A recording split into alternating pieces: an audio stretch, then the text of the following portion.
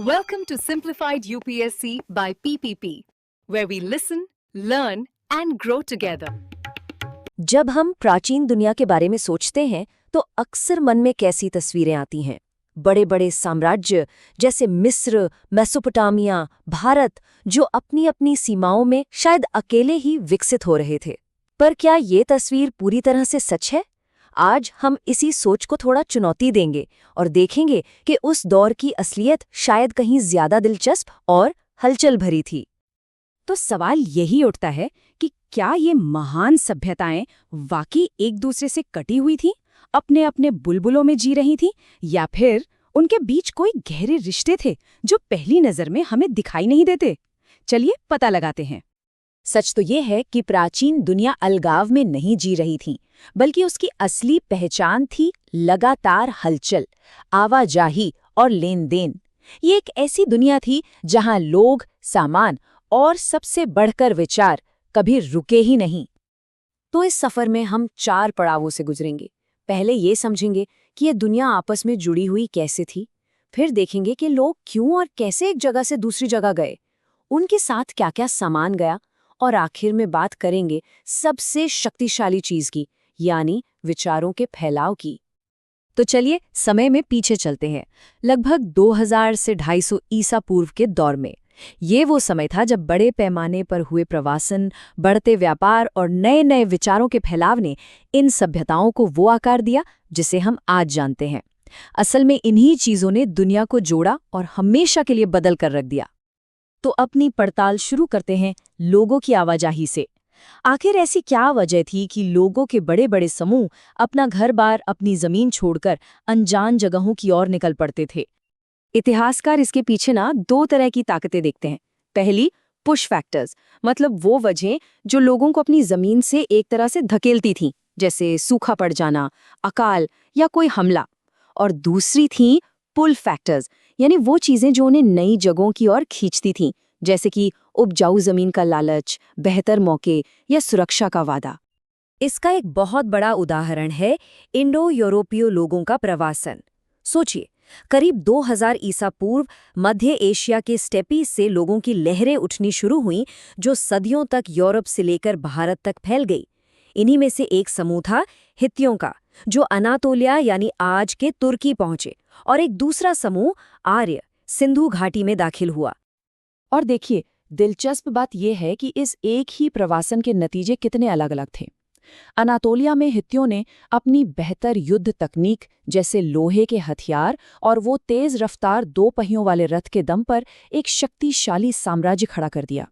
वहीं दूसरी तरफ भारत में आर्यों ने एक बहुत गहरी सांस्कृतिक और धार्मिक छाप छोड़ी, जिससे संस्कृत भाषा और वर्ण व्यवस्था जैसी सामाजिक संरचनाएं उभरी। इसी तरह का एक और विशाल आंदोलन अफ्रीका में भी हुआ, बंटू प्रवासन।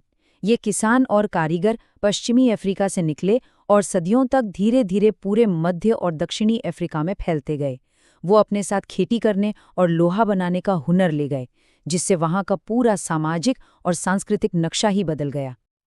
अब देखिए, जब लोग एक जगह से दूसरी जगह जाते हैं तो वे अकेले नहीं जाते, उनके साथ जाता है उनका सामान, और यहीं से शुरू होती है व्यापार की कहानी। चलिए अब देखते हैं कि कैसे व्यापार के इन रास्तों ने प्राचीन दुनिया को एक विशाल बाजार में बदल दिया था। इस कहानी के सबसे बड़े सितारे थे फोनीशियन। वो कोई बड़ा साम्राज्य बनाने नहीं निकले थे, नहीं, वो तो अपने समय के सबसे कुशल नाविक और व्यापारी थे। उन्होंने ही भूमध्य सागर यानी मेडिटेरेनियन सी को व्यापार का एक धड़कता हुआ दिल बना दिया था। असल में फोनीशियों के पास खेती के लिए ज्यादा अच्छी जमीन थी ही नहीं, तो उन्होंने अपनी इसी मजबूरी को अपनी सबसे बड़ी ताकत बना लिया। वे समंदर के बादशाह बन गए। उन्होंने बेहतरीन जहाज बनाए, भूमध्य सागर के हर कोने में अपनी व्यापारिक बस्तियां बसाईं और कीमती लकड़ी, धातु और अपने मशहूर बैंगनी रंग का व्यापार करके खूब दौलत कमाई। पर व्यापार के रास्ते सिर्फ सामान लाने ले जाने के लिए नहीं होते, वो सत्ता और नियंत्रण के भी औजार होते हैं। और इसका सबसे शानदार उदाहरण है फारसी साम्राज्य की रॉयल रोड। फारसी शासकों ने 2500 किलोमीटर से भी ज्यादा लंबी एक शाही सड़क बनवाई। ये सिर्फ एक रास्ता नहीं था, बल्कि साम्राज्य की धमनियों जैसा था। इस पर शाही संदेशवाहक बिजली की तेजी से खबरें पहुंचाते थे, सेनाएं विद्रोह कुचलने के लिए फौरन पहुंच जाती थीं और हाँ, व्यापारियों के लिए भी ये एक सुरक्षित मार्ग था। इसी सड़क ने इतने बड़े साम्राज्य को एक साथ बांध कर रखा था। और अब आते हैं उस चीज पर जो लोगों और सामानों से भी ज्यादा तेजी से और ज्यादा दूर तक सफर करती है, और वो है विचार। ये वो अदृश्य ताकतें थीं जिन्होंने सभ्यताओं को अंदर से बदलकर रख दिया। इस प्रक्रिया को सांस्कृतिक प्रसार कहते हैं। ये बहुत आसान सी बात है। जब भी दो अलग अलग संस्कृतियों के लोग मिलते हैं, चाहे व्यापार के लिए मिले या जंग के लिए, वो अनजाने में एक दूसरे से नए विचार, नई तकनीकें और जीने के नए तरीके सीख ही लेते हैं। और प्राचीन दुनिया में बदलाव की सबसे बड़ी वजहों में से एक थी। इसका शायद सबसे क्रांतिकारी उदाहरण है वर्णमाला का आविष्कार।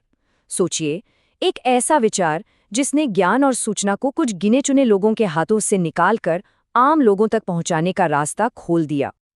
और ये कमाल भी फोनीशियनों ने ही किया था। अपने व्यापार का हिसाब किताब रखने के लिए उन्होंने हजारों मुश्किल चिन्हों की जगह सिर्फ 22 आसान प्रतीकों वाली एक लेखन प्रणाली बनाई। ये इतनी सरल थी कि कोई भी इसे आसानी से सीख सकता था। और ये विचार तो आग की तरह फैला। यूनानियों ने इसे अपनाया और आज दुनिया की ज्यादातर लिपियां उसी फोनीशियन वर्णमाला की देन है। धर्म के विचार भी इन्हीं रास्तों पर चले। यहूदी धर्म की कहानी ही पैगंबर अब्राहम के प्रवासन से शुरू होती है और बाद में निर्वासन ने यहूदियों और उनके विश्वास को पूरी दुनिया में फैला दिया। ठीक वैसे ही बौद्ध धर्म भारत में जन्मा, लेकिन व्यापारियों, भिक्षुओं और तीर्थयात्रियों के साथ साथ मध्य एशिया, चीन और दक्षिण पूर्व एशिया तक पहुंच गया।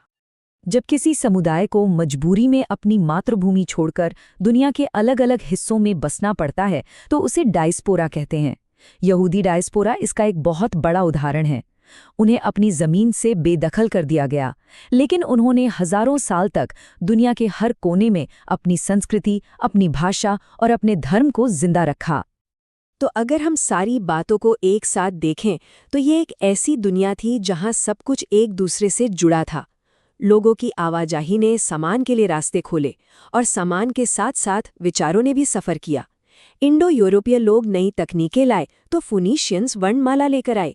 हर चीज दूसरी को आगे बढ़ा रही थी और सब मिलकर दुनिया को बदल रहे थे। तो अंत में ये सवाल रह जाता है, आज जब हम इंटरनेट के युग में जी रहे हैं, जहां कोई भी विचार पलक झपकते ही दुनिया भर में पहुंच जाता है, तो क्या लोगों और संस्कृतियों के मेल जोल के ये हजारों साल पुराने तरीके आज भी मायने रखते हैं, या फिर हमारी आज की ये जुड़ी हुई दुनिया उन्हीं प्राचीन रास्तों की नींव पर खड़ी है? इस पर सोचिएगा जरूर। Thanks for watching.